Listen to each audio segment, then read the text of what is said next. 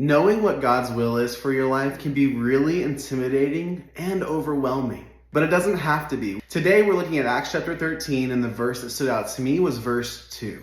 We actually see Saul and Barnabas trying to figure out what's next for them. What is God's will for their lives?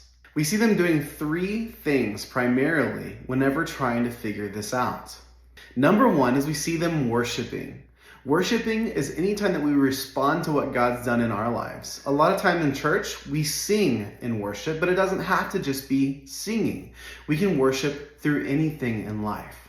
Number two is we see them praying. Praying is simply talking to God and is a great way to ask God what His plans are for our life. And lastly, we see them fast. Fasting is traditionally when we give up something like food and focus more on Jesus. But fasting doesn't just have to be food. We can give up something else, like our favorite hobby. The most important thing with fasting is that whatever we give up, we want to replace that with focusing on Jesus and reading God's Word. So I don't know where you're at today. Maybe you're faced with a really important question. You're trying to figure out, what does God want me to do? Well, I encourage you to do what Saul and Barnabas did, to pray, to worship, and to fast if you feel like that's what God's put on your heart.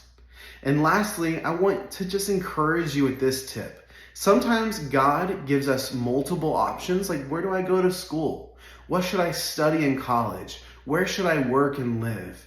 God will give us multiple options, and He wants us to decide because He loves us and we have that freedom of choice. And God's gonna bless whatever direction you pick, as long as we stay focused and keep our hearts pointed on Jesus. Peace.